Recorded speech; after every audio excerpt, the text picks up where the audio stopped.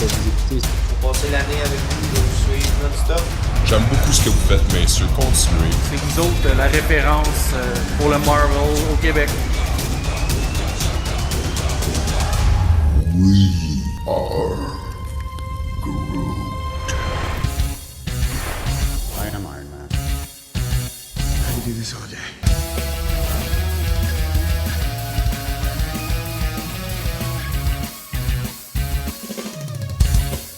Avengers! Assemble.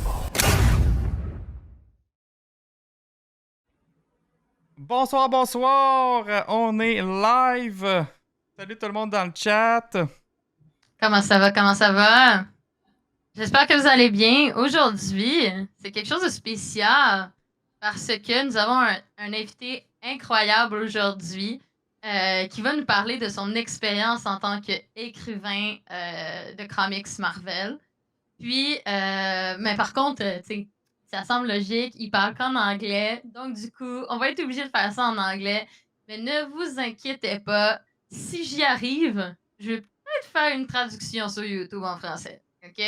Demandez-moi-en pas trop, mais je vais faire mon effort. Puis dans le chat, je vais essayer de traduire le plus souvent possible ce qui se raconte. So we're gonna start and translate it to switch to English. So, hi Benjamin, how are you? I'm great. How are you? How are you? It's really exciting to be here. Thank you for having me. No problem. Thank you. Thank you to be here tonight with us. It's so much fun. I mean, you know, it's funny. So this Spider-Man book that just came out last week. It's been such an exciting. Yeah, there's the cover. That's our A cover. I've got actually the David Mack one right here, if you can see that that variant, and then I've got this other variant. And I've got a few that more one's variants. cool. Yeah. Right? Yeah, there's some cool variants. I love yeah. variant for collector, comic book fan variants, comics, and even variant for action figure. It's always fun to have. 100%. I mean, I think, you know, what's really fun is every time there's an issue one, and you know, what's really cool is our editors also say, hey, who are some artists that you like to have do variants? And then of course they'll look and see if they can pull those artists. And what? In. So you're the one who choose? Sometimes we get to throw in some ideas. So like Okay. for instance, this issue one, Bill Sienkiewicz had done the original Demon Bear. And I know Bill from way back in the day, and I was like, oh, we got to have a Bill Sienkiewicz, issue one variant. David Mack is another friend of ours, and David, you know, did this variant. He's incredible. He had done a variant for our Spirit Rider, Ghost Rider book. That was, I think, the very first time we worked with him. And Takashi did some of our variants as well. He did, I think, his very first cover he ever did for Marvel was Our Werewolf by Night. Yeah, That one. Yeah, no, so that's not the Takashi one. I have that in my closet. So that's I forget who did that. That's our A cover. But let me it's in see. the back. In the back, there's the always It's, the variant. I'll pull it off my shelf as well. Let's see. Here is let's see. I will find it. That's a Jeffrey Verraghi. There it is. This one. Okay, yeah, got Yeah. it. I So- see. Takashi, he did that, and you know it's funny. So Takashi, man, we were. Do I have it here? No, I don't. Unfortunately, knocking over all my books. Takashi just did a new Star Wars Visions, Okay. and he's such. Anyway, I know that's off topic. We're here to talk about Spider-Man, but anything comics relate and what you're passionate about, we're here for you, man. Yeah. So Yes. We're I here to love it. discover who you are exactly and what are you doing. oh my goodness, the story is long and windy. That's perfect. Like Yeah. we can start by like a simple question like how did you get there? Like it's amazing to work with Marvel. Like you should start somewhere and go there. Like what is your story? It's just amazing. Well, you know, it all started when I was, I think, 11 years old. And I saw Jim Lee's X-Men #1 Ah. multi-cover. classics. I mean, blew me away. You know, I always loved comics. I mean, I grew up, you know, reading all sorts of whatever I could get, whatever I could get my hands on comic wise. Archie comics, Dick Tracy comics. We didn't really have any superhero comics in my house growing up. Because growing up, I didn't have a television. So I was always, my parents didn't want a TV in the house. So as a kid, it was all about books. Every wall was covered in books. And, you know, and all sorts of books, everything from, you know, Rabelais to art books to my dad, you know, was always reading his philosophy books and, you know, Encyclopedia Britannica full collection. And now you have Google, right? The old days of having to do research and actually having to look into books. So I grew up in that way. And, you know, at 11, I was like, man, I felt in love with comics and, you know, like X-Men, superhero comics. And it was that dream of going, I want to make comic books one day. And that's where it started. And then it took a really windy road because then I got into music. I played music. I played bass guitar and I've been playing electric bass for a long time. And, you know, I wanted to make music for movies. And then I started writing screenplays when I was like 17. I was like, oh, now I want to make movies. So my like journey in comics kind of got like shelved, you know, for a long time because I was always drawing and I just never felt like I was good enough. And I wanted to be an artist. Originally, like I wanted to draw comic books. It wasn't even about, you know, the writing part. You know, I just kept drawing pouches. I was so into Rob Liefeld and all of his pouches. I thought you had to draw pouches really good. But you were better for drawing feet than him? You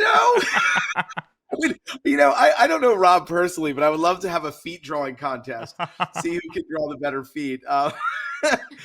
But he seems like a really nice guy. Oh yeah, he's what I know. He's a good people. But yeah, I mean, that was really the beginning was this, you know, comics and then film.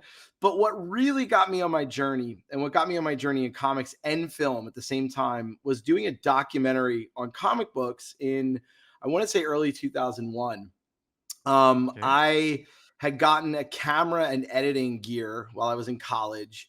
I was like a junior in college and I wanted to I was making all sorts of really bad short films like every college student does, you know, the suicide dark films about, you know, all that stupid stuff you do in college. And I reached out to this post I saw on the Columbia News Posts, whatever. It was like looking for interns for documentary films. And I connected up with this documentary film team in New York. And because I owned my own camera, I had the XL1S and I had my own editing gear and I knew how to edit. I ended up getting in with my friend Constantine and this, you know, small team of comic, you know, of not comic, film folks doing documentaries. And so our executive producer was this woman, Catherine Schuler, who was Mark Grunwald's widow. So we had this connection to comic books and we were like, let's do a documentary about comic books. So we just started interviewing and we just started shooting all these interviews, everyone from like Frank Miller, Jimmy Palmiotti, you know, Stan Lee, Neil Gaiman. And this was 2001, 2002. It was like, for me, it was like that dream come true, getting to hang out, going to Chris Claremont's Brownstone in Brooklyn and having coffee. And you know, I'm this like fanboy going, oh my goodness. For like, sure. You know, going to John Burns. Oh my It god. was nuts. I understand Neil Gaiman is my favorite artist. Like I would like die to see like and have an autograph or something. He's amazing. I'm a big fan of like Nordic mythology, so like he's the best. He was really cool and it was a fun shoot.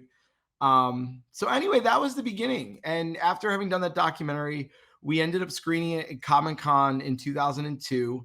And you know, it was the very first time I went to Comic-Con. I got to go as a professional, never have gone as anything but a professional ever since that first time. So I don't know the pains and struggles of trying to get a ticket to go to San Diego Comic-Con. And it's like literally impossible. So I know, I feel terrible. But, it's on my wish list. Yeah. One day I need to go there, but man, it's so hard. No, we're gonna try to have like a sponsor or something. Like a media pass to go there. We need to have like a video.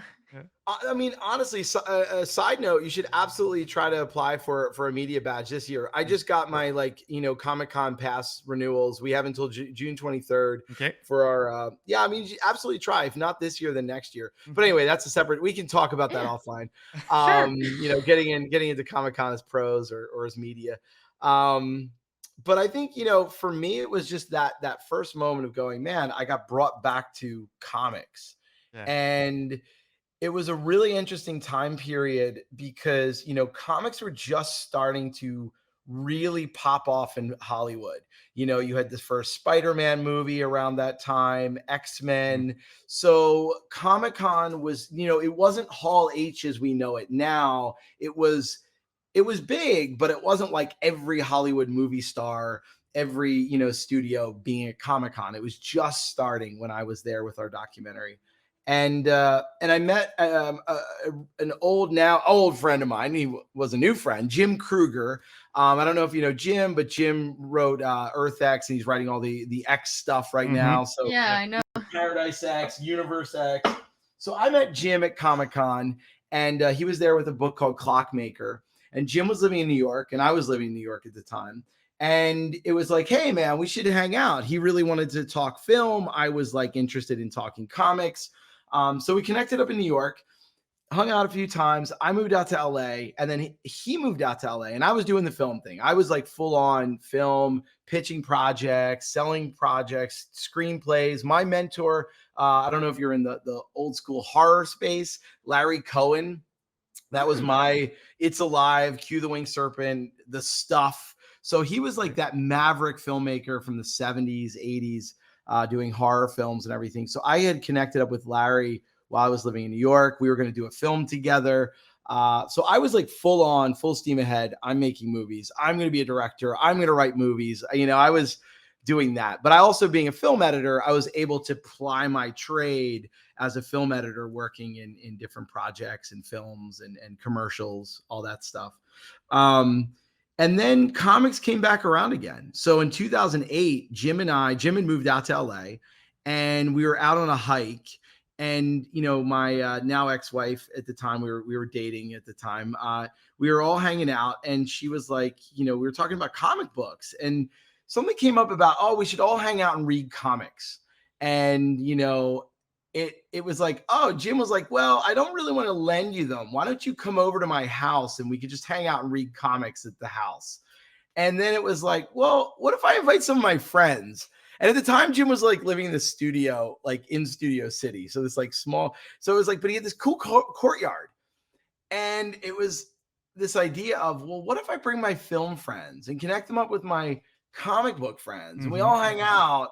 And we talk comics, and we talk movies, and I was seeing that Hollywood was just starting to dip really hard into the comic space. It was before Walking Dead. It was really going hardcore and saying we need to get IP. Marvel, I think, was just either launching Iron Man 1 at the time. Marvel Studios had just like opened up shop here in Hollywood. Okay. So it was a really interesting time, and all the producers I knew said, we're looking for comic book intellectual properties. And I'm thinking, I really need the comic book people that create these, comics to meet the film executives and creative executives, because that's really where the synergy happens. That's where the magic happens, because so often things get lost in that translation. Comics are not storyboards for movies. I always like bristle when people are like, a comic book is a storyboard for a movie, so you can just go and like take the comic and make a movie. And I'm like, no. Comics are a very specific medium and a beautiful art form and storytelling form. So anyway, that was the beginning of this long-running Comic Book Sunday. I just rebooted it again in Jim's courtyard. here in our neighborhood. We actually, Jim and I live like 2 blocks away from each other. And it's really fun because at the time I wasn't writing comics for Marvel. And now like Jim and I are both like Marvel writers hanging out, you know, like So throwing this cool. fun party. Yeah, it's like, it's really surreal. It's really cool. But you know, because of Comic Book Sunday, it gave me access at a different level across the board here in Hollywood and in comics, because I wasn't coming in a way like saying I have an agenda, I'm trying to do something. I was coming in saying I'm here to throw a party and I want you all to meet. And that was it. And it really gave me this sort of access to different people just by saying, you know, hey, you should come to my party. I'm doing this. Oh, you should meet that. So then the party kept getting bigger and bigger. Agents are coming, you know, producers, Reggie Hudlin, who is producing Tarantino movie, like all these big names and people that are coming to this event. Party. People were saying it was like Comic-Con in like the early days, man. That's what people were saying. I was like, that's a huge compliment. Yeah, that's beautiful to receive that. And just like a party and people say, no, it's like a mini Comic-Con. Yeah. Exactly. Best compliment. It was such a cool compliment. And the biggest thing that we always did, like my idea was when you throw a party, you need to have a cheese table, right? It was bring your own beer, but you need the cheese table because that's where everybody have a little bit of food and they'll drink their wine or their beer or whatever. And then they talk there. So my cheese table was comic books. We had a giant stack of free comics. Everyone just brought all their comic books and dumped them on the table. And you just got to take them. You got to trade them. You got to, you know, someone was like, oh, you should read this run of, you know, Jim Starlin and, you know, like old comics, new comics, whatever.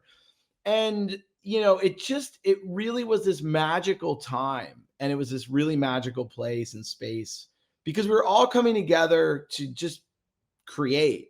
And, you know, my buddy Jason Brown, I always tell the story. Jason, at the time when I first launched the party with Jim, Jason was an assistant. Now he's the executive producer of The Witcher. He's developing Final Fantasy. Like, there's so many careers came out of this party. So many relationships and things came out of this party. And ultimately, my career also came out of this party, and my opportunity to write for Marvel came out of this party. Wow. And that was when a good friend of mine, and this is another, you know, this is not like me name dropping. I don't want, but I was hanging out with my friend Lena, who's in the Game of Thrones show, Cersei.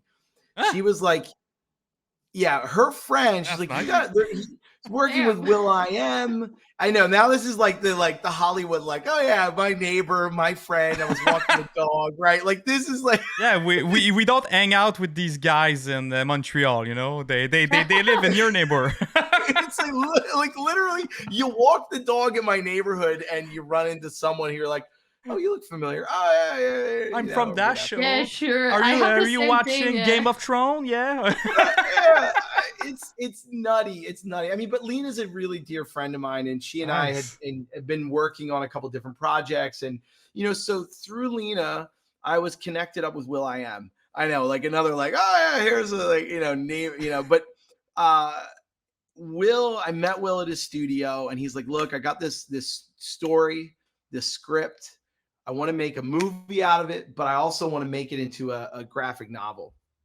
And, you know, and it needed to be redeveloped. It needed, you know, they were going to do a rewrite on it, all this other stuff. So it was just like, okay, cool. I think we can do this. I read the script. I said, there's really good bones here. This is something cool. Right. And it spoke to me.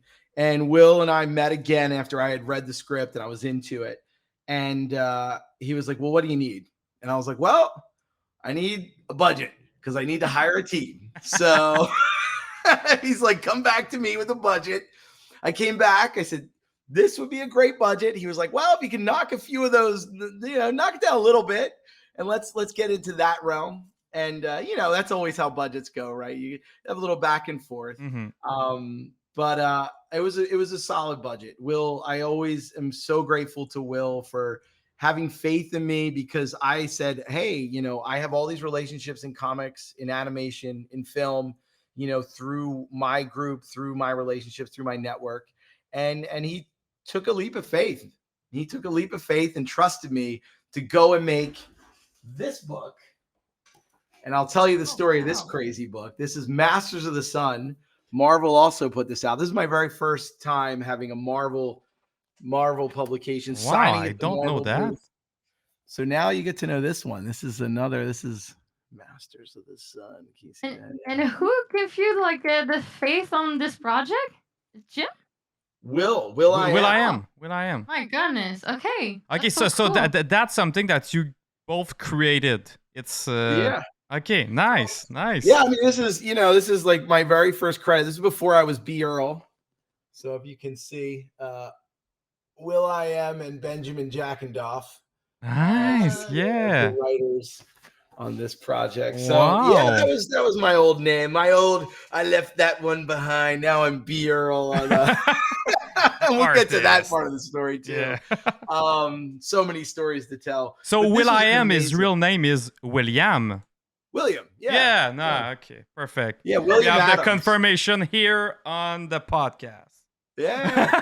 Yeah, William Adams, Will. Yeah, I mean, and I am so grateful to Will for taking that leap of faith, Mhm. believing in me to say, all right, you know what, you go out and you make this project. And so I hired an artist, I hired the colorist, I hired the letterer. I was also an editor on, so I produced. I mean, my name isn't on there as producer, but I was the one who put all the pieces together and ultimately went out and brought this book with Will together and built this world and this project. And So cool. what's really exciting about this book, and we can talk about this too because of the NFT, VR, AR. Yeah. Like our relationship, our connection is through that space. Okay.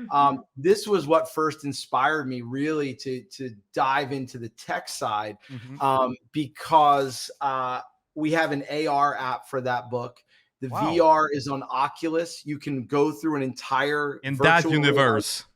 in a comic. It's a virtual reality Wow. comic book in Oculus. Look it up. There's so many articles and videos and TechCrunch, and I didn't it's know just- that. You haven't talked Yeah. about that. I know. I have so this is You have this like is so much stuff that you've done, and it's crazy. it's a sliver of many shards of Nice. my career and this craziness, but it was an incredible project. And then from that, it was, so here's the crazy story, right? Finish the book.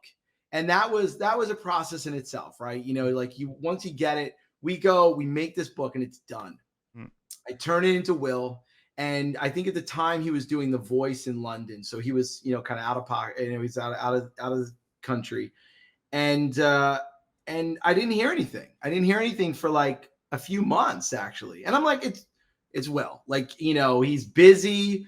I get it. And you know what? At the end of the day, we did what we said we were going to do. We turned it in on time, on budget. We finished the book. It looks amazing. You can see that it looks, it's a cool comic.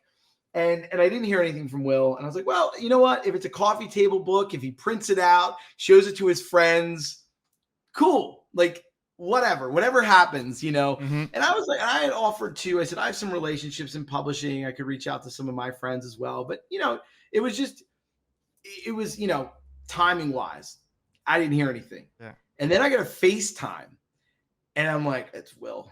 Hello. He's like, yo, bro, you're not going to believe who we got to publish our book. Oh. I'm like, I probably won't, but she hit me, man. Hit me. I'm waiting. He's like, Marvel. I'm like, no. Like my jaw just dropped. And I was like, how? Epic. What? This is nuts. Like for me as like a kid who had never, and as an adult too, I mean, I never written a comic before. And the very first comic that I like write, because I've been working in the comic book space for a while, had the relationships. I was, producing and developing comic books into different, projects for film, TV, animation. But I never written a comic. I mean, that's my very first comic that I have my name on as a co-writer with Will. That's so cool.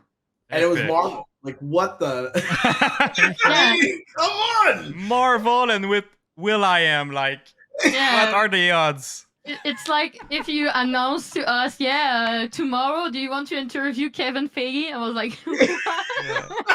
Like, It's like crazy. I'm not expecting that. Yeah, sure. Please. Man, I'm Nuts. so happy for you. So happy for you. Yeah, it's really cool. So happy Nuts. for you. Well, thanks. I mean, it was a really incredible project, and here I got a crazy story with that too. There's just so many crazy stories. I could tell stories for hours, but just so we go to Comic-Con 2017 with this book to sign it at the Marvel booth. Okay, like my very first book that I ever get to write on. I'm at the Marvel booth with this like huge line. I'm sitting with the Black Eyed Peas and our whole team, and I'm signing comic books. And I'm like, people want my autograph? This is nuts. So anyway, we have our panel later that day, and we're like running late from the hotel. We're all in the car, and now you haven't been to Comic-Con, but that Comic-Con has like a ridiculous amount of people, right? So it's near impossible to drive 3 blocks in Comic-Con. So we're in the car driving from the hotel on this side. We got to get across the train tracks over to the convention center. It takes us almost an hour. So we're like running late to our panel. We pull up in the back area in this loading dock to get in through the back to get to our panel. And, we're running, we get out of the car, and all of a sudden, who should drive up on a little cart but Stan Lee? No. He's sitting on the back of the cart, and he's like, coming from one of his... Come Stan, and we're all like, we have our books, and we got sitting in the, been in the car, getting ourselves together, ready for our panel. And Stan's like, oh, hi guys, we're like, hi Stan, and he's like, where are you guys off to? And we're like, we're going to a panel, our Marvel panel. He's like, that's awesome. He's like, what are you talking about? I'm like, we did a book. So I, at the time, I didn't even have Stan Lee's autograph myself. I do have one thing signed by Stan right now. Okay. Rest in peace. We had this book of Stan. There's a picture online you can look up. Like I'm standing, and at the time I have like crazy hair. My hair is like wild, and I'm like with the Black Eyed Peas, myself looking like this crazy writer schlub, and Stan Lee. And Stan asked us to sign his book. So here's this book, and I'm signing the book that I wrote for Stan Lee. And I'm like, oh man, this is like, pinch me. This is nuts. Man, that dream come true. It's so beautiful. It's a good story. Oh my God, that's so cool. But talking about like comics and stuff like that, the one that you just came out, like the new one. Yes, Deadly. I know. Everybody's waiting to talk about this one. I'm like telling you this crazy story of the past. No. Like, how did you get into writing comics for Marvel? Well, that's it. Taboo and I started a company, and we started writing comics. People like, I'm translating everything, like, and people are so happy and like said that it's amazing. Your story is just like unbelievable. So no worries, people love it. Yeah.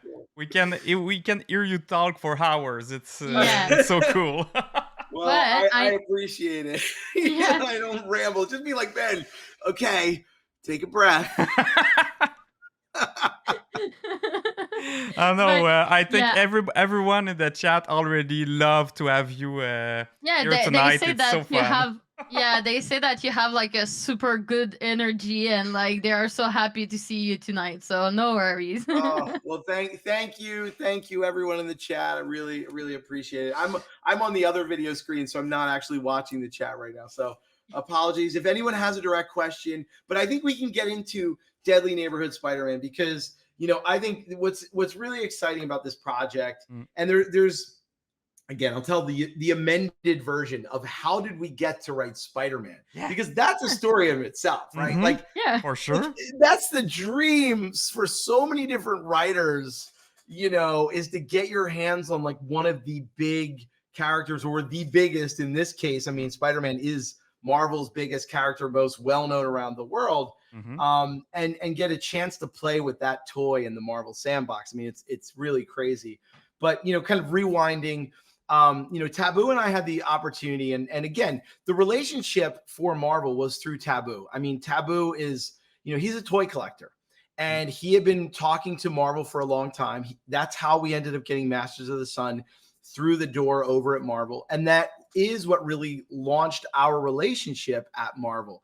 So Tab was in New York doing he was doing an interview, like kind of podcast or video cast vlog or whatever it was with Joe Quesada. And after they had done the interview, Tab was like, man, he's like, I want to do a Red Wolf book. I love Red Wolf. Like I want to tell native stories. Mhm. You know, I've got a creative writing partner and producing partner, Ben. And like, you know, he worked with us on the Masters of the Sun. You know, could we get a chance to do something with Red Wolf? So Joe took Tab over to the Marvel headquarters, introduced him to Tom Brevoort, CB Belusky, and, you know, so there was the Marvel 1000. If you remember the Marvel 1000 that came out a couple years ago. I have it. So we got an opportunity to write a one page in the Marvel 1000. And we worked with Jeffrey Veregi. So we did that one page. It was me as Benjamin Jackendoff, not as my B.Earl moniker now. And that's what kicked it off. That's what kicked off Tab and my creative partnership over at Marvel. And we thought that was the one chance. That was like the one thing that we were going to do at Marvel. I was like, oh my God, I got into the Marvel 1000. My name is on the back. There's Chris Claremont, who I interviewed when I was 21 years old and drank coffee. And now I get to share a credit. Whoa, you know, like mental. Oh, that's so cool. It was such a dream come true. And again, it was one of those things of like, that's awesome. And cut to 3 months later, we get a call from Jake Thomas, who is our editor on Werewolf by Night. And Jake said, hey guys, we'd really love to have you do Werewolf by Night. And we're like, wow, cool. Like there hasn't really been much done with Werewolf by Night recently. I think the last one was many years ago. And the Werewolf by Night series was, you know, Marvel wanting to reboot Werewolf by Night with a Native American character who and there's Red Wolf. So we got a chance to bring in Red Wolf because Jake was like, we want to bring in Red Wolf. We have a new character you guys can completely create and you can create a new villain. So we went to town. I'm like, if I get a chance to create new characters in a book, like I'm just going to get silly. Those actually are based on my friends. My best friend, John, is one of the mercenaries. Oh, yeah. Really? Yeah. He's the one who turns into Cyberwolf. That's story. your best friend. So me and my best friend always said we wanted to make Marvel comics. I put John as a villain in a Marvel comic because we didn't get a chance to actually make the comics together. But that was our dream when we were 11 years old, was to make Marvel comics. And I said, and are you in the comics too? No. I don't put myself. I put everyone else in the comics. I love to put our friends, our family. You know, my girlfriend is in this new one. She's a wizard. There's Cyberwolf. Yeah. There's Cyberwolf. And you know, it was such a fun project. It was a tough one because it was right at the beginning of the pandemic. So we thought we were going to get canceled. And then all of a sudden we'd already written the first two were done, art, everything. And we were about to go ship. And it was like, nope, pause. Everybody's on furlough. And we're like, well, okay. And then actually it was cool because our book ended up coming out at Halloween again, just like Deadly Neighborhood Spider-Man. Yeah, that's so cool. Crazy, right? Like that one was supposed to come out in April. And Spider-Man was actually supposed to come out in June. And both of our books, which have horror themes, Tab and I are huge horror fans. Mm-hmm. They're both fit perfectly in Halloween. Yeah, I think it's perfect. It's even better than like in June or something like that because it's like a team. It's cool. Yeah. So we lucked out. We've lucked out on our releases because, you know, almost accidentally, because, you know, this Deadly Neighborhood Spider-Man was supposed to come out in June. There was a paper shortage and they had to shuffle a lot of the books around, and any book that hadn't yet been released was put on hold. So our book didn't even have, like, we were sitting there and I'm like turning in scripts going, when's our book coming out? And they're like, we don't know yet. And we're like, all right. So when we finally got our release date, October 19th, and it was like, wow, that's awesome. Same thing, you know, Halloween, perfect timing. But yeah, I mean, it was really cool. So we went from we went from Werewolf by Night. Then we got Kashala, which we did a one shot. And again, Kashala kept getting pushed back. That's an Infinity comic. So it's not in print. If you want to read that, you have to get the Marvel Unlimited app. The app. Mm-hmm. Yeah. So I was really excited about writing that because that for me was like, cool, we get a new format. And vertical comics, coming as a filmmaker, it's very much like you're creating a cinematic scroll. So it's like almost looking at how does the camera move through space and time, and your finger is the camera. And I really was excited to do that, utilizing, you know, cinema techniques of reveals and things like that. That's interesting. That's Yeah. I like the way you say it, because not everyone are fan of that on Marvel Right. Unlimited, but like you said, if you use this technique, it's even better. Yeah, if your original is better. But I understand people, like I'm the type of person that prefer paper. Like Yeah. I love the smell smell, paper. the smell of the paper and stuff like that. Oh yeah, and the feel. I mean, look, Marvel Unlimited is an incredible tool. It's an incredible way for people to, you know, read comics and get new readership in. I really love it. And I get it. But at the same time, I also, being an old school head, you know, I need my paper. I need to sit there. Yeah. And my son's the same way. It's really funny. So I have an 11-year-old. And he loves comics, huge collector, huge toy collector too, all that jazz. Everything and done right. Yeah, and he's also a metalhead. Total Ozzy Osbourne, Motorhead, and old school metal. He likes some of the newer stuff too, but anyway, but you know, it's interesting seeing that generation where, you know, he really does like the physical product as part of it. And I think it's that thing of like, you want the physical product for things that you really care about, and then certain things, like he'll go on Marvel Unlimited and read a bunch of things that, you know, he is like, I don't really have to buy it, but I'll just read it. So anyway, I love to have, like, I love to have them like on my shelf and said like, look, I have my like this.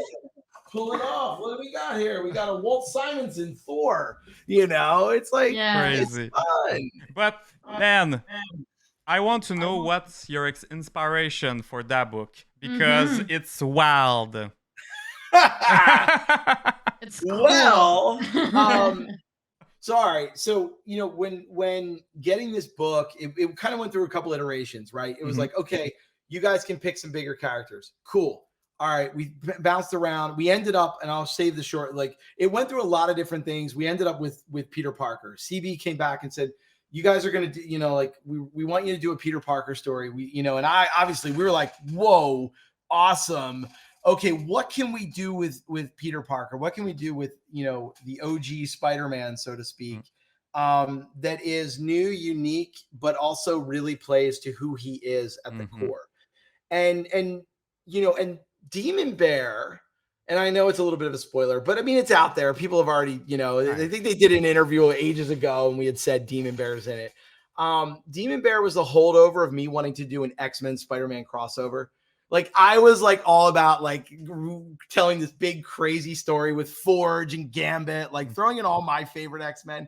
But what happened was, and I think Danny Moonstar ended up, you know, kind of getting into the conversations, and then Demon Bear came into the conversations, and I am and Tab and I are huge fans of horror, but I'm also, you know, personally, I'm a huge fan of like the subconscious and dreams. And, you know, one of the things, I mean, you can see back here, I mean, I have deck after deck of tarot cards. I've been reading tarot cards since I was 11.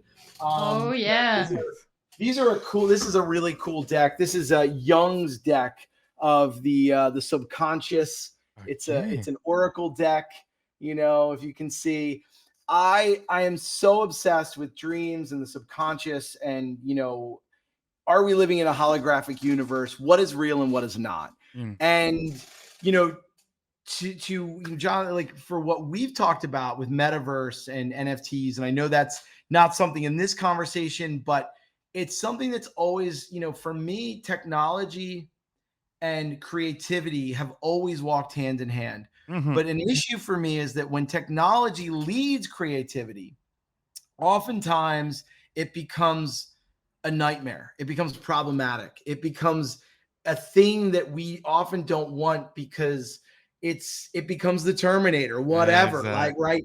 We start losing scope of it. And with this story, it was what happens with all of the sickness, the psychic sickness, the nightmares, all of our own things we deal with through social media, our fears, our trolling, the hatred, the schisms between right and left, and all that stuff, without getting into the politics of it, without writing it on the nose, like telling that story. It was, how do we do that in a metaphor?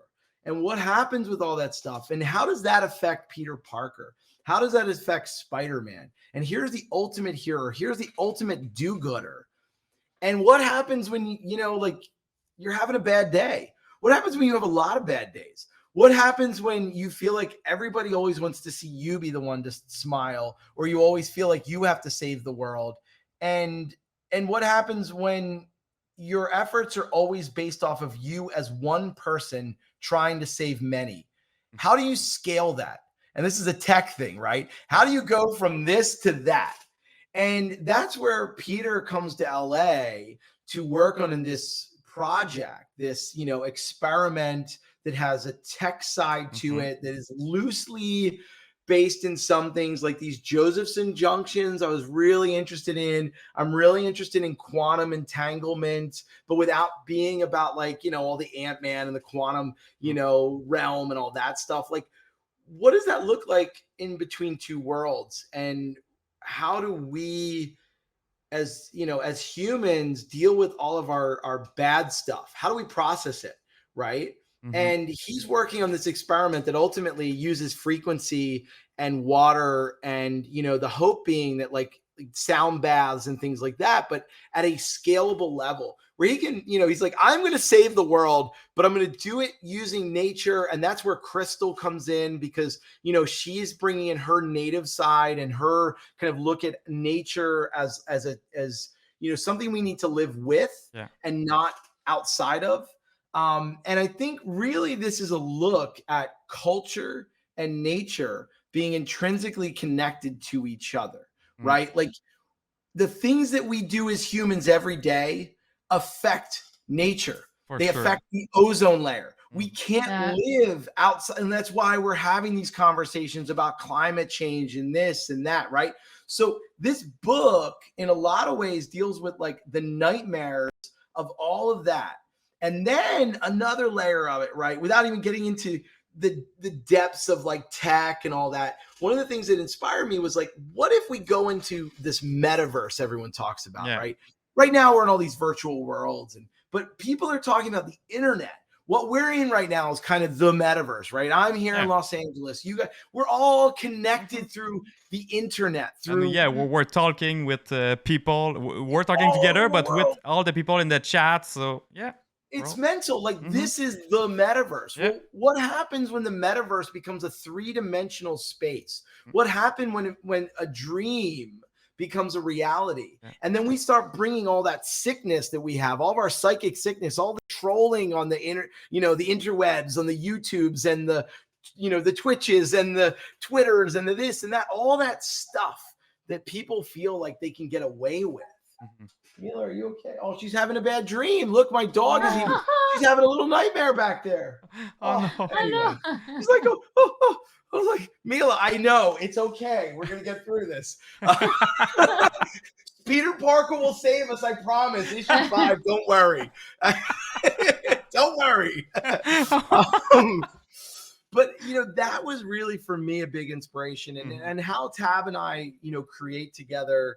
It's always this ping-ponging where, I'll have my crazy ideas. I'll throw them out and Tab will be like, oh, man, that's cool. I dig that. That's a little too out there, Ben. You're really getting in the weeds. It's a little too esoteric. And I'm like, yeah, man, I get it. You're right. Like, and then I'll dial that back in and it'll be like, okay, but cool. Like that works. And then I start, doing, as Tab says, I go back into my lab and I put on my mad scientist, wardrobe. It feels like that when you read it. It's one of the first time that I have this feeling that it's so deep and, like you said, so connected with a lot of stuff in our real life.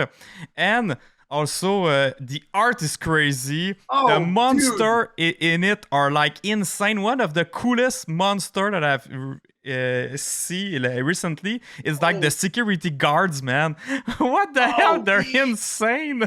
You are in for a treat. It just gets weirder and crazier and man, I can't believe it. I know that maybe I sound sold because you're here, but I'm really honest. I'm really hooked on the book, and I see everything that you've done, like even the part with the NFT with in the art gallery, you know. So it's in there, but it's subtle, and anyway, I really highly recommend, guys, buy this book. It's a really good comic. I know that I'm picky on comics, and I really liked it. Yeah, I was like, okay, I'm gonna try. Let's go. And I was like, okay, that's totally my style. More weirder and original it is, better I love it. That means the world so much. I mean, you know, as a creator, as a creative, as a writer, you know, as artists, you know, it's always so challenging because we make this in a bubble, right? Mm-hmm. We turn in our stuff to our editor, you know, they come back with notes, and it's until it's birthed or born to the world, we love it. We have to love it.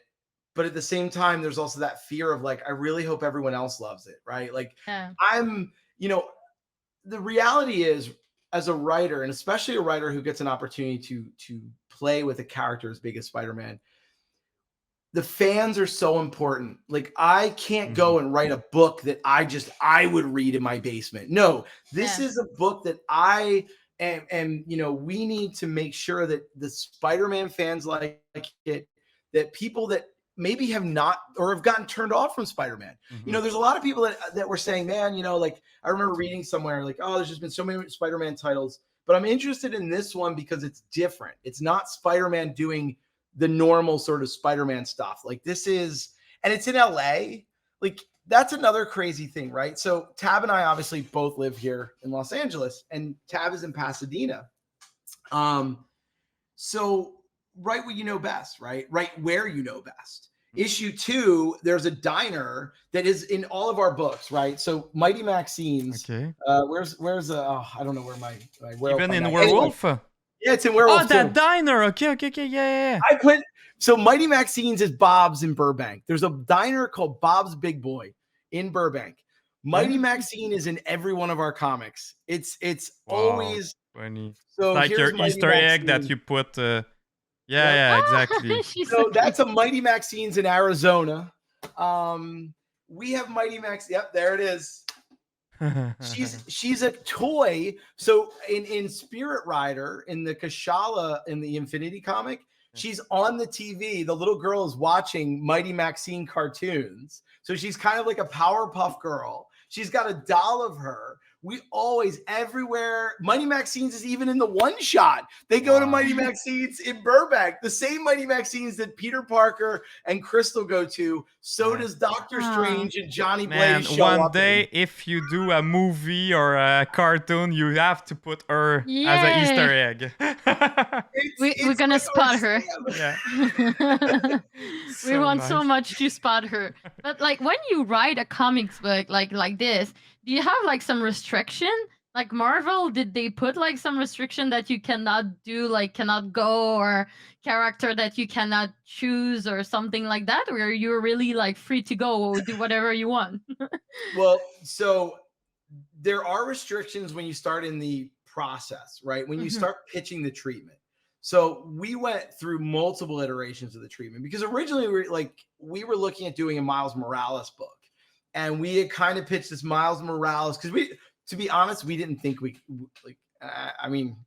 didn't think we would get Peter Parker. So we were like, and Tab also, like, we wanted to do something that fit into the music side as well. So it was kind of like made sense for us. We're like Miles Morales, and we threw this whole thing together. And I was like wanting to do something with the Externals and X-Men. And so all of that, we got shot down on the first pass of what that was. Okay. And I'm like, honestly, it's great. Like, that was a great exercise. It wouldn't have been this book. This book is so, and it's going iteration after iteration where Nick, our editor, in the very beginning. So Nick Lowe was our editor for the first 2 books. And then Devin has come on because this is year 65 of Spider-Man, so Nick was like overwhelmed with like all the Spider-Man titles. And Devin is incredible. Devin and Tom. Devin is on Daredevil and Venom and Carnage, and he came over to work with us on this miniseries. So what we know going in is like, okay, CB was like, you have a 5-issue miniseries, a 1 issue 1 is a 30, and then you have 20s for the rest. And that then comes back and it's like, okay, figuring out a story that can fit that can be a nice, like, wrapped up story where you don't get into too many characters, because as soon as you start going in, throwing in character after character, it just becomes a smorgasbord and nobody gets the attention they deserve.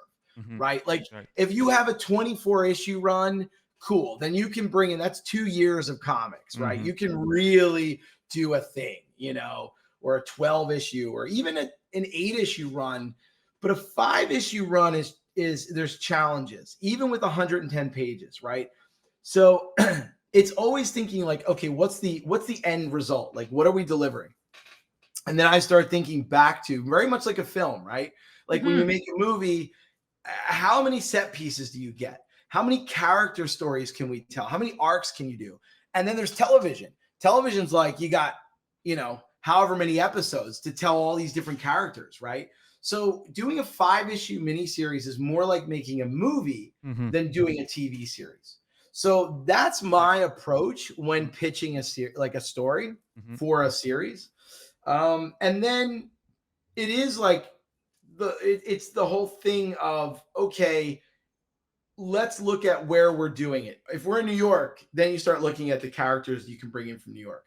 And there are times where you throw a character and they're like, no, that character. I remember on the Spirit Rider story, I wanted to use Mephisto. They're like, you can't use Mephisto. Mephisto. I had this whole like Easy Rider. No, I wanted Mephisto back to hell. It was, but that's the thing. But you know, I gotta say, like, our editors are awesome, and I always want to give props, you know, because Nick really put this book on the right track. He really, and CB. I mean, CB is the editor, and you know, and CB gave us a lot. He gave us so much support and so much faith, and really helped get us, you know, on the right track. Nick really put this book on the, you know, on the path. And then Devin and Tom have been really great bringing it home. And that's where I always want to give the shout out to our editors, because they really help with that process, being like, well, you know, you don't want to do that because, you know, potentially you can get caught in the weeds. And I think after having written a few series now, it becomes a little more like, okay, pacing is so key. So you don't want to get too many characters in the mix. So that's why we created Crystal, because Crystal gave us a bit of a blank slate. Yeah. We got to bring in a native character that we didn't have to go, okay, where is this character now? In the canon and everything. Yeah, canon. And it gave us a lot of opportunity to play with, like, okay, she's a scientist. Very cool. She's, you know, so that was why we created Crystal. Okay. And then, speaking of character, we have a question in the chat. It's what character will like you? What is the better? What is the better character that you wanted to do? Like, to play with and to write. Yeah. If you have like free to go, Marvel say like choose whatever you want. You have like one that like I want to do this one. Well, you know, it's a crazy, like, I love Gambit. Yeah. And Gambit is like always one of my favorites. Gambit and Nightcrawler. Those were like my two favorites growing up. Like I loved, I mean, obviously everybody loves Wolverine, but like Gambit and Nightcrawler were two of my favorites. There's another character, I think his name was Maverick, and he was kind of part of like, and he was this weird side character in the X-Men universe. Like because of Jim Lee, you like him because I grew up. Yeah, I mean, I have this like really special place in my heart for the X-Men. He has a cool look too. Yeah, and you know, but Gambit and Nightcrawler, I really enjoyed those characters growing, and I think it's because, you know, you had Chris Claremont doing Nightcrawler stories that I just really loved, and then John Byrne really took Wolverine and made Wolverine who he, you know, the Canadian, because John was Canadian, was like, we need a Canadian superhero, you know. So, Yes. but to be honest, I'm of the mindset like I love all the characters. Like Mhm. and that being said, like I know we're on a Marvel podcast. Like I also love DC characters. Yeah. Like I'm not Mm. like I think as a writer and as a creative, when you get a character to play with, sometimes it's like in life, right? You think that that's the girl or partner or guy, whatever it is, the partner, the person you want to have in your life. You think Mhm. that's who you really want. That you should be with that person. Mhm. But oftentimes it's always that left field thing that happens.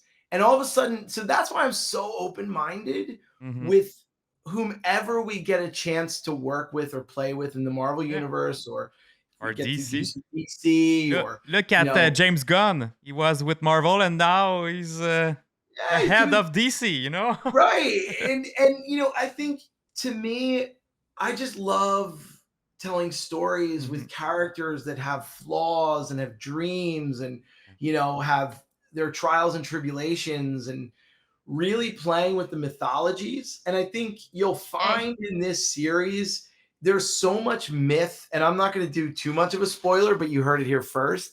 In issue 2, there's a native myth that's woven into the storytelling. And that's all I'll say. And it becomes very like layer upon layer that all connects in this sort of DNA of this story. I love myths. Like I Same, grew up same. like Yay. here, like this is like right here on my one of my books. We got We this. have the same. We got this. This is just like, I've got so like if you turn the camera around, there's just book after book. I'm a big fan too of like the people in the chat know like when we talk about Marvel, that's my specialty. Like I'm the one that doing like the MCU versus like the real mythology or the real legend Yeah. and like people love it so much, but like Yeah. that's like my life. I love so much That's myth. her specialty. That's my I love that. I mean, yeah, this is, over here we've got, this is another one of my, we've got the Nice. Ooh. American Indian myths and legends. Because obviously, working in this space, Black Elk Speaks, you've got to just have all this stuff on hand to pull, to read, to go back to. Because, one of the big things Tab and I do and at Marvel, so our calling card in a lot of ways is taking a lot of the native storytelling, native mythology, Mesoamerican sort of indigenous mythologies and stories, but weaving them in a way into the Marvel universe so it's very fluid, Mhm. kind of like and I like to say it's kind of hip hop because it's like taking samples and doing it in a way where you're like, that is an incredible James Brown sample, and we are bringing it into this story, and we're weaving it in so it feels seamless. So they're not like, here's a myth. Let me tell you a myth, kid. And then, but I always love the story within a story. So if you read, for instance, Werewolf by Night, first time really, and it was also done, I'll show you. So you can definitely. So here's a story within a story in Yeah. Werewolf by Night, Yeah. right? It was Yeah. it was a poem that I wrote here. So it was the Song of the Wolf, right? Yeah. So we put that Ooh. in there. And in this book, each one connects to a different story beat. And it tells the story of how Jake Gomez became the werewolf through this, medicine man from Mexico connected to his great grandfather, whatever, and then you're going to see something here and you'll see a theme. I use a lot of tools that out of the same toolbox because I if it works, it works. Hold on, let me. It's sure that if you do more comics with mythology and stuff like that on your first buyer, no worries. Well, they all have it, and I love putting poems in. These are poems Oh, in nice. Oh. Will wrote some poems. I wrote. So here, check this out. You'll dig this. So here's another story within a story about aliens in ancient Egypt. Oh, nice. Ooh, I Right. love it so much. Subject And that I love. so That's the one oh okay, that's the one on Master and interesting. so every one of these has that sort of thing. And same with, for instance, there was the same thing in the Spirit Rider, story within a story. The Leviathan tells this tale about how it came to be. And there's this cool. And you have to write more books. Write Nightcrawler, write Gambit. Let's go. Yeah. People are really interested with Nightcrawler. They say that there are not enough comics about him. So yeah, you're good He's to a go. sick character. All I can say, and I don't want to let anybody down, but I will let you know, and you've heard it here first. We do have our next series we're going to write. I can't say what it is, but we're really excited. Yeah. And I we pitched out anyway, I won't say anything more, but we are continuing our journey with Marvel. So grateful for that. We have another arc very cool character. I love it. Very cool. Excited. Yeah. But yeah, I mean, it's to your point about mythology, it really is so necessary for kids and adults. Because comics, I think for me in writing these comics, like I always think about my son, who's 11 now, and what he's at the age that when I fell in love with comics. And I remember reading Thor, and I think at the time I was reading, one of my favorite, Walt Simonson's Thor, and my dad going, "You need to read the real Thor. You need to read like the Nibelungen and Storley Storlson." Yeah, it's just because like I always say, like when I talk about that with the viewer and everything, I always say that's the beginning of everything. Without mythology, without legend and stuff like that, you will not have your comics, and you will not have Marvel and stuff like that. And like those myths base everything we know, like the good and the evil and stuff like that. So for me, it's really important, like to know the basic of the mythology. So I'm 100% like in your team. I love it. I appreciate it. It's really great. I mean, look, myths connect to religion, connect to all of the communities around our world, and storytelling is that thing that we all love, no matter what age you are, whether you're watching it on television, you're reading it as a book, you're playing it as a video game. It's the story that keeps you engaged. It's the world that really gives you something to sink your teeth into. And that's what I love. And I think, what we've done with Deadly Neighborhood Spider-Man is take Los Angeles, a space that, obviously is its home, and give it a feel, give it something different with Peter Parker, giving him Malibu, giving him these beautiful sunsets. And look, we haven't even talked about Juan, by the way. Juan is like one of my favorite people. I love Juan Ferreira. I think that's how you say his last name. Juan is incredible. When we were, because a lot of times, your editor says, "Hey, this is who we'd like you to work with." And it's not that we don't have say in that, but, Juan, it was just like, cool. Like he does awesome stuff. Like we didn't, we had seen Spine Tingling, he had done, Juan also did, I think, Spider-Man Noir. He had done, I think at the time he was coming off a DC book and was doing Flash. But, when Juan and I, and Tab, obviously, in the very first iteration of all of us talking, it was just this instant, like, okay, cool. Like there's a synergy here. And then I became the pain in the ass, me and my lab, sending Juan on WhatsApp, like all these crazy images. Like I built this crazy Pinterest board with like nutty, weird nightmare shit, like craziness. And Juan and I just, would, and I, and Tab was on the board, and he would throw things in.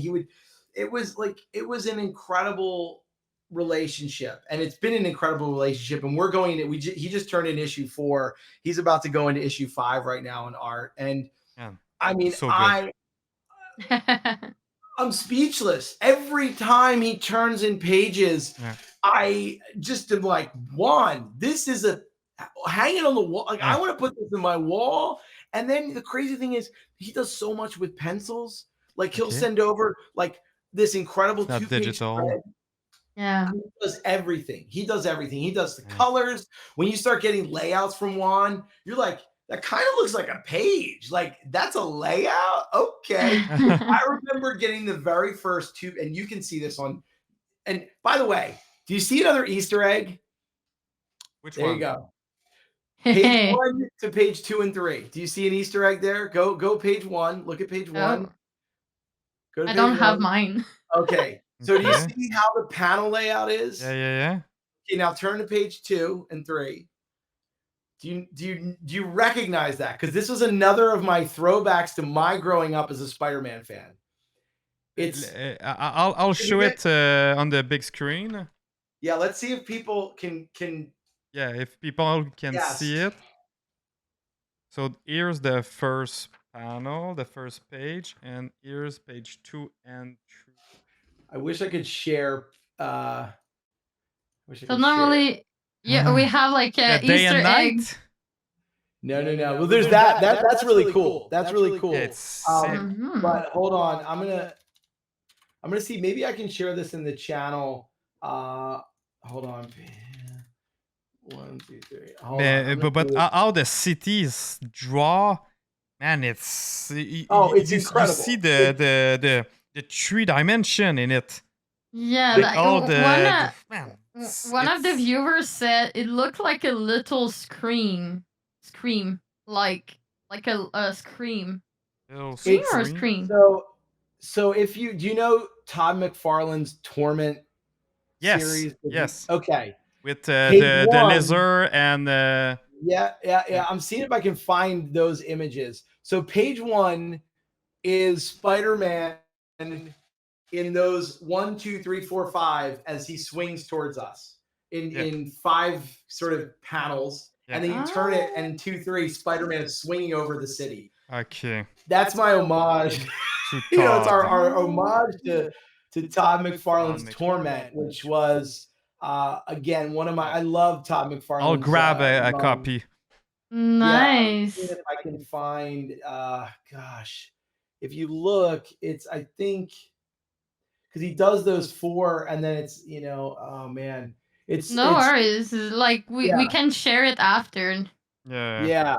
So anyway, Torment page 2, 3. You go to this full spread, and Spidey's swinging over the city of New York. So in this, Spidey's swinging over the Nightmare City. I'll show. Oh, okay, like this. Right, and then go to. So it's 1, 2, 3, 4, 5, and obviously Juan did his own version. And there's Spidey swinging over the city. Oh, that's so cool. So yeah, it's a little I see Easter egg. It's a little Easter egg. That's a nice one. I'm a huge fan of Todd McFarlane, as you can see. Yes. So there you go. It's nice. Okay, well, we have all our favorite character in the team. Joe, it's Venom. We can see it. People on the chat know that I'm the Loki fan. Both are incredible characters. My son is all about Venom. That's his favorite. He's like, Dad, I want you to write Venom. Can you write Venom? Please write Venom.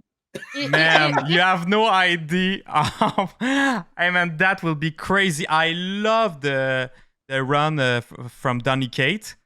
I think it's the best Venom run ever. But with your taste and your touch and with your vision, it's good. But even with like the character with Loki, I'm sorry, but with your way of thinking, I'm pretty sure that Loki will be amazing in your hand. Yeah. Well, if you do that one day, I'm the biggest fan. I appreciate it. I love it. I mean, I just love telling stories and I love, but I think again, it's like, I love telling stories because I'm a fan first, right? Like I want to read something that I would want to read as a fan. Yeah. Right. I want to make something. I want to write something. I want to create it. And, and that's where Tab and I, obviously as a team, as a duo, our tastes are very much aligned in this horror space, right? We both love 80s horror movies, 90s horror. I mean, I love so much zombie stuff. I'm a metalhead. Like, I'm like, horror, metal, all that. it's just, to me, it's like, it's such a great space to explore social commentary. I think that's where horror is so cool, because it gives you a lot of freedom to not have to go talk about things on the nose, right? If we're talking about, for instance, colonialism or something, or imperialism, or any of these sort of really heavy topics, but we can do it with horror, and we can do it with layers and metaphor and, you know, and mythology, and weave all this into some cool mosaics and rad tapestry. That to me is the stuff, you know. But I'm just gonna ask, like, just in case, because it's already 15, and I know that you have like I know. I said super stuff to do. So I'm supposed to go out to this. Yeah. Well, I love having this, you know, conversation. I think, you know, obviously, if I didn't really give you guys a chance, the fans a chance to ask some questions. So but people really liked it. Like, it's an amazing podcast you did. No worries. Oh no, but I mean, I want to open it up. I mean, if people have questions, I mean, I could talk about this forever. I mean, I can talk about working with artists, talking about working with Juan, you know, and just, it's been such a dream come true. Obviously. But like people said on the chat, you can just come back anytime you want. This is true. This is true. If you guys ever look, the door's open, man. I love it. I'm always down, because, you know, I think for us as artists, for us as creators, it's so important to really have that bridge to the folks that, you know, obviously are out there supporting what we're doing, you know, and learning. I mean, I'll be honest, I learn from reviews. Even like, I'll read reviews from our book, and you know, one of the big things I learned from Werewolf by Night, and I've taken with me going into all of our writing, our future writing, was Werewolf by Night was poorly paced. And I know that. Like, it was because I had this big epic story in my head, and, you know, Tab and I were bouncing back and forth this massive idea. And then for me, it's like, okay, trying to pace it, and you've got 20 pages. And so pacing was a challenge. And not only that, it was coming off the pandemic, and it was like thrown right back into it, and then having issue 3. And I wasn't mapping out the story as well as I now I map out stories like I go page by page. I'm actually, and this will be kind of, you heard it here first. I'm working on another project. I won't say yet what it is. This is independent of Marvel. It's an independent comic. Oh, it's a science fiction story.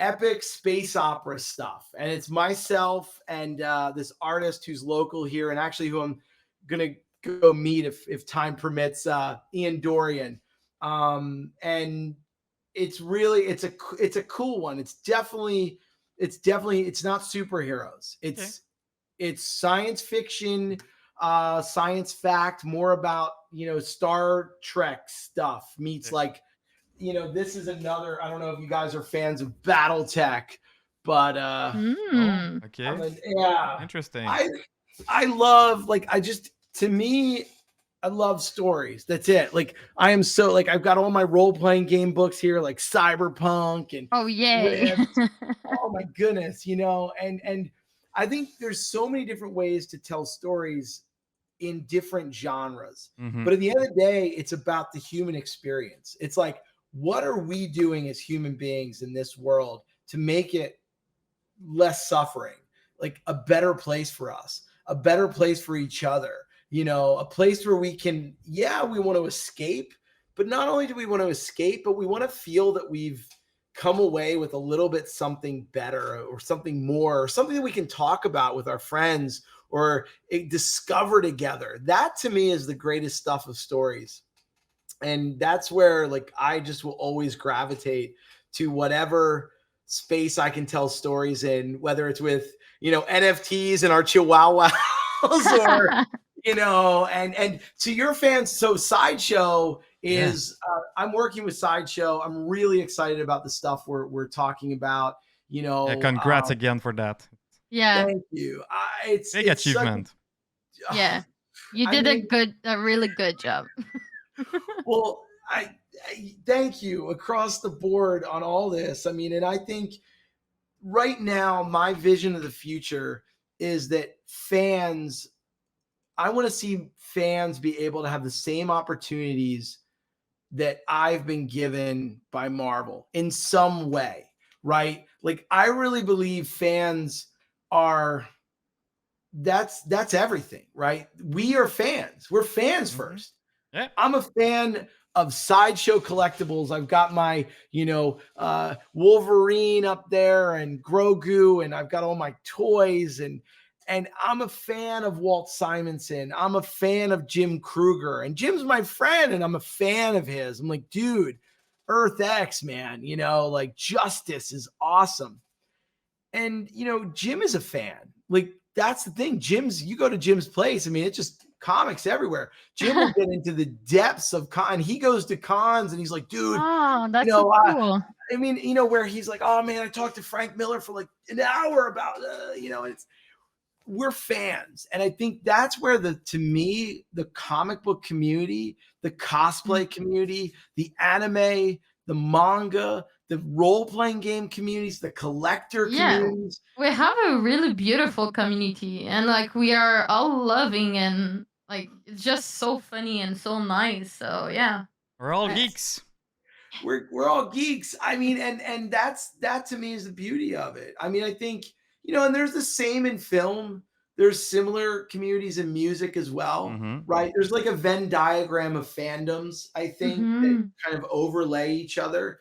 Horror films connect a lot to, heavy metal music, which also connects to certain comic books. And my puppy is like saying, "Pa, I want to go out and take a pee." But maybe that's the signal. But you can come back. Like, you have our contact, we have your contact, and people love you so much. Yeah, so you're always welcome, Ben. Thanks again for just. I hope you will come back. Oh, 100%, 100%. I look, I think once you guys start seeing the direction of this Deadly Neighborhood Spider-Man series, like, you just got a taste. You got a taste of my nutty, crazy brain.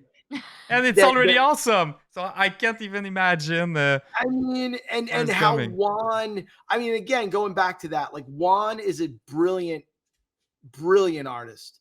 I mean, I could give references of Escher and Dali and Hieronymus Bosch, and Juan would just take that from this and this from that, and that it did, and boom, and I'm like, Juan, like, let me pick my brain up off the floor, but man. It's true, man. Its art is mind blowing. Like I said, the security guard monster, it's like, it's one of my favorite design now. Like, what the fuck? Oh, it's so cool. You're gonna love where we go. Oh man, I can't wait. But people love it too. Like, I see many people are saying on the chat, like, I'm just gonna buy all of your comic books like tomorrow morning. Like, I'm ready. Thank you. Well, I really appreciate it. I think, as a writer, you can really see the trajectory. I mean, like I said before, I'm always learning and I'm always growing. And I always want to be the best version of myself and as a creative. And, I do listen, and I really want to, it's not about just service, obviously, right? We got to service. There's a lot of people you got to take care of. You got to take care of Marvel, your editors, this, but at the end of the day, it's the fans. And the fans are who matter, and that's why I spend time, and that's why I'm 30 minutes almost 30 minutes over, and I'm like, no, I have to do this because it really matters to me to no worries. But I think, like, little puppy is like, "Daddy, please." She's right. Mila, come here. What are you doing? He's just running around. Like, I want to play. I'm awake. I need to pee. I need to do all these we things. see it. He's He's like jumping. Mila, jump, Mila, jump. Oh, he's so cute. Crazy. Oh, there she is. So yeah, good night. Good night, B.Earl, man. It's we're it gonna was an let honor. you go. Yeah. To have you on the podcast. So guys, don't forget to buy his new books, Deadly Neighborhood Spider-Man. So good. And stay with us because you know that we have a little surprise for you, viewer. Yeah, at the end. Yeah, at the end we have a little surprise. Yeah. Because we talk about your comics, but we want to have everyone read your comics. So stay with us, and maybe you're gonna have a little surprise, people.